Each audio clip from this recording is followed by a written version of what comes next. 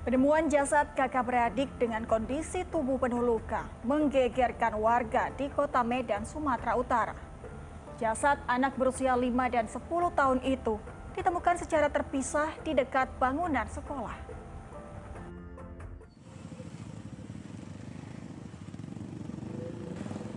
Cuaca yang cerah di kawasan Jalan Brigjen Katamso, Kota Medan, Sumatera Utara seakan berubah menjadi awan kelabu saat warga digemparkan dengan penemuan dua jasad bocah kakak beradik di lokasi berbeda tepat di samping sebuah sekolah Minggu pagi 21 Juni 2020 lalu. Di semak-semak yang berada di belakang sebuah sekolah inilah jasad bocah 10 tahun berinisial IF pertama kali ditemukan. Warga menemukan IF dengan kondisi mengenaskan di dalam tumpukan seng. Terdapat luka di wajah dan hidung korban hingga mengeluarkan banyak darah. Sementara jasad sang adik RA yang baru berusia 5 tahun ditemukan di sebuah parit tidak jauh dari jasad kakaknya. Penemuan jasad kakak beradik ini pun sontak membuat sang ibu histeris.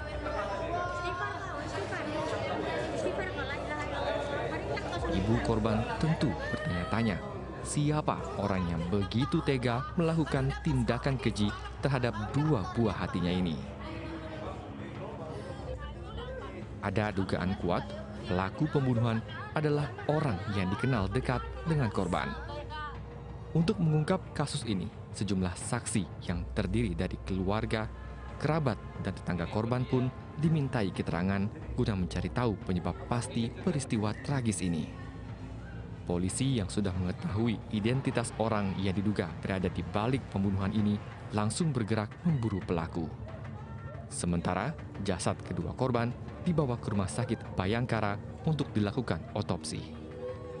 Dari Medan, Sumatera Utara, Wahyu Maulana, RTV.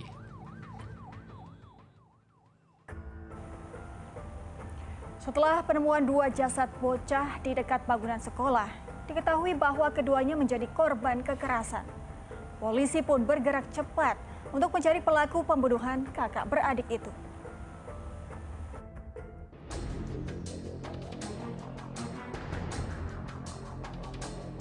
Kasus pembunuhan sadis terhadap dua bocah kakak beradik yang jasadnya ditemukan di samping sebuah sekolah di kawasan Jalan Brigjen Katamso di Kota Medan, Sumatera Utara, membuat polisi bekerja keras untuk mengungkap peristiwa tragis ini. Setelah meminta keterangan sejumlah saksi dari pihak keluarga, kerabat, dan tetangga korban, misteri di balik kasus pembunuhan ini perlahan mulai terkuak. Menurut penjelasan bibi korban berinisial DN, dari pesan pribadi yang ia dapatkan di akun media sosial Facebook, terungkap bahwa pembunuh dua bocah tak berdosa itu tak lain adalah ayah dari korban sendiri berinisial RMD. Berbekal foto dan keterangan sejumlah saksi itulah, polisi langsung memburu RMD yang kabur usai menghabisi nyawa dua anak tirinya. Polisi pun menetapkan ayah tiri korban RMD sebagai tersangka.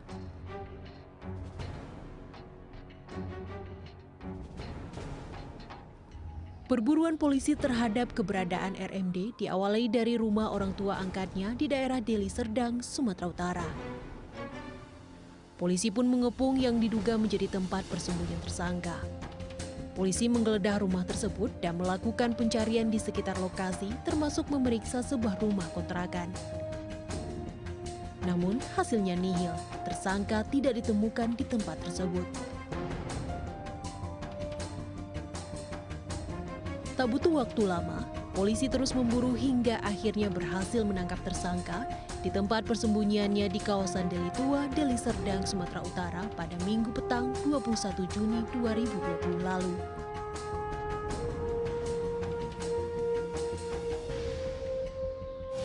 Pada hari Sabtu, si istri ini sempat menanyakan kepada tersangka tentang keberadaan anak-anaknya. Tapi yang bersangkutan tidak menjawab, seperti kelihatan ketakutan.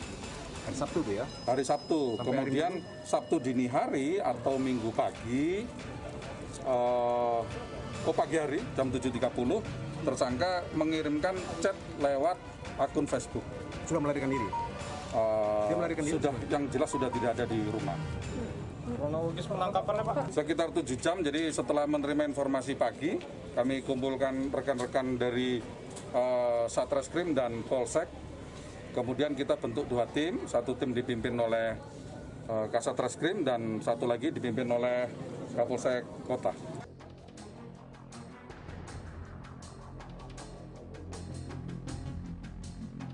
Usai menangkap pelaku, polisi langsung menggelar prarekonstruksi di lokasi kejadian pada Senin sore 22 Juni 2020 lalu.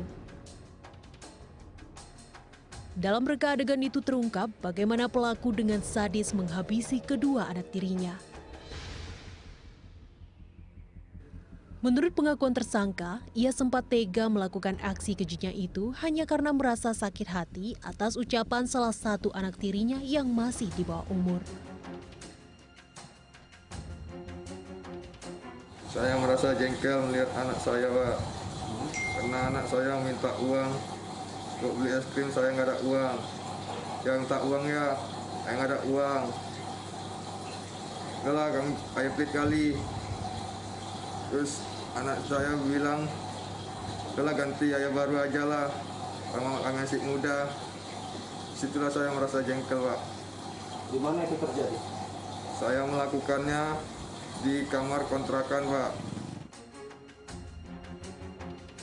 Usai menghabisi nyawa kedua anak tirinya, tersangka sempat mengirim pesan singkat kepada ibu korban.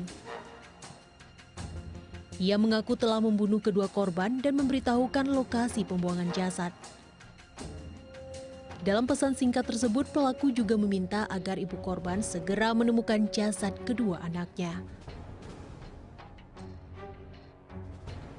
Nasi sudah menjadi bubur. Tak ada lagi yang bisa diperbuat pelaku setelah menghabisi nyawa kedua anak tirinya. Kini tersangka hanya diliputi rasa bersalah dan penyesalan yang mendalam. Kamu menyesal nggak melakukannya? Saya sangat menyesal sekali, Pak. Saya dibayangi dan dihantui anak-anak, Pak. Menyesal kali saya, Pak. Saya minta maaf sama keluarga dan orang-orang tua mereka, Pak. Saya menyesal. Dinginnya jeruji besi kini menemani pelaku menghabiskan hari-harinya yang suram.